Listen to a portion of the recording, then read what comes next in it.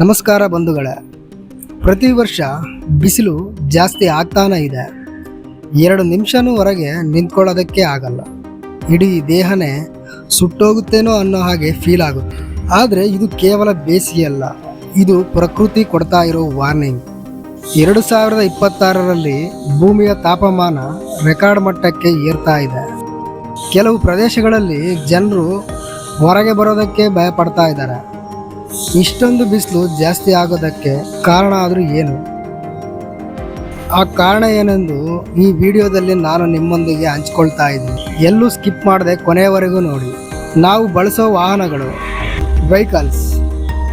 Vehicles ಬಳಸೋರ ಸಂಖ್ಯೆ ದಿನದಿಂದ ದಿನಕ್ಕೆ ಜಾಸ್ತಿ ಆಗ್ತಾನೆ ಇದೆ. ಈ ವೆಹಿಕಲ್ಸಿಂದ ಬರೋ ಹೊಗೆ ಹಾಗೂ ಕಾರ್ಖಾನೆಗಳ ಹೊಗೆ, ಪ್ಲಾಸ್ಟಿಕ್ ಮಾಲಿನ್ಯ ಇವೆಲ್ಲ ಸೇರಿ ಭೂಮಿಯ ವಾತಾವರಣವನ್ನು ನಿಧಾನವಾಗಿ ಬದಲಾಯಿಸ್ತಾ ಇವೆ. ಇದನ್ನೇ ಕ್ಲೈಮೇಟ್ ಚೇಂಜ್ ಅಂತಾನೂ ಕರೀತಾರೆ. ಭೂಮಿಯ ಸುತ್ತ ಇರುವ ಅಟ್ಮಾಸ್ಫಿಯರ್ ಹೀಟನ್ನು ಹೊರಗೆ ಹೋಗದಂತೆ ಹಿಡಿದಿಟ್ಕೊಳ್ತಾ ಇದೆ. ಅದರಿಂದ ಪ್ರತಿ ವರ್ಷ ಟೆಂಪರೇಚರ್ ಏರ್ತಾ ಇದೆ. ಒಂದು ಮರ ನೂರಾರು ಜನರಿಗೆ ನೆರಳು ಕೊಡುತ್ತೆ. ಆದರೆ ನಾವೇನು ಮಾಡ್ತಾ ಇದ್ದೀವಿ? ರೋಡ್ಸ್ಗಾಗಿ, ಬಿಲ್ಡಿಂಗ್ಸ್ಗಾಗಿ ಸಾವಿರಾರು ಮರಗಳನ್ನು ಮುಲಾಜೆ ಇಲ್ಲದ ಹಾಗೆ ಕಡ್ದಾಕ್ತಾ ಇದ್ದೀವಿ. ಇದರಿಂದ ಮರಗಳ ಸಂಖ್ಯೆ ಕಡಿಮೆ ಆಗ್ತಾ ಇದೆ. ಮರಗಳು ಕಡಿಮೆ ಆದಂತೆ ಭೂಮಿಯ ತಂಪು ಕೂಡ ಕಡಿಮೆ ಆಗುತ್ತೆ. ಮರಗಳೇ ಇಲ್ಲ ಅಂದರೆ ಇನ್ನೇನು, ಬಿಸಿಲು ಜಾಸ್ತಿ ಆಗ್ತಾನೇ ಇರುತ್ತೆ. ನಗರಗಳಲ್ಲಿ ಇರುವ ಕಾಂಕ್ರೀಟ್ ರೋಡ್ಸ್, ಬಿಲ್ಡಿಂಗ್ಸ್ ಇವು ಡೇ ಟೈಮಲ್ಲಿ ಹೀಟ್ ಅಬ್ಸರ್ವ್ ಆಗಿರ್ತವೆ. ರಾತ್ರಿನೂ ಹೀಟ್ ಆಗೇ ಇರುತ್ತೆ. ಅದರಿಂದ ನಗರಗಳಲ್ಲಿ ಟೆಂಪರೇಚರ್ ಇನ್ನೂ ಜಾಸ್ತಿ ಫೀಲ್ ಆಗುತ್ತೆ.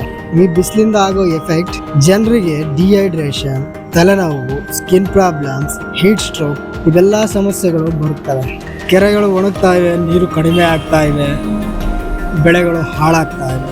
ಮುಂದೆ ಇದೇ ಮುಂದುವರೆದ್ರೆ ಒಂದು ದಿನ ನಮ್ಮ ಫ್ಯೂಚರ್ ಜನರೇಷನ್ ತಂಪಾದ ಪ್ರಕೃತಿಯನ್ನು ಫೋಟೋಸ್ನಲ್ಲಿ ಮಾತ್ರ ನೋಡಬೇಕಾಗ್ತದೆ. ಮಾಡಿದ್ದುಣ್ಣು ಮಾರಾಯ ಅನ್ನೋ ಹಾಗೆ ನಾವೇ ಸಮಸ್ಯೆಯನ್ನು ತಂದಿಟ್ಕೊಳ್ತಾ ಇದ್ದೀವಿ. ಇನ್ನಾದರೂ ಎಚ್ಚೆತ್ತುಕೊಳ್ಳಿ. ಆಗಿದ್ದು ಆಗೋಗಿದೆ, ಆದರೆ ಇನ್ನೂ ಸಮಯ ಇದೆ. ಒಬ್ಬ ವ್ಯಕ್ತಿ ಒಂದು ಮರ ನೆಟ್ಟರು, ಒಂದು ಪ್ಲಾಸ್ಟಿಕ್ ಕಡಿಮೆ ಬಳಸಿದ್ರು ಪ್ರಕೃತಿಗೆ ಸಹಾಯ ಮಾಡಿದಂತೆ. ಸಣ್ಣ ಚೇಂಜಸ್ ಕೂಡ ದೊಡ್ಡ ಡಿಫ್ರೆನ್ಸ್ ಮಾಡಬಹುದು. ಪ್ರಕೃತಿಯನ್ನು ಉಳಿಸೋದು ನಮ್ಮೆಲ್ಲರ ಜವಾಬ್ದಾರಿ. ಇಂದು ನಾವು ಪ್ರಕೃತಿಯನ್ನು ಕಾಪಾಡಿದರೆ ನಾಳೆ ಪ್ರಕೃತಿ ನಮ್ಮನ್ನು ಕಾಪಾಡುತ್ತೆ. ಇಲ್ಲದಿದ್ದರೆ ಈ ಬಿಸಿಲು ಮುಂದೆ ಇನ್ನೂ ಭಯಾನಕವಾಗಬಹುದು. Save nature, save future.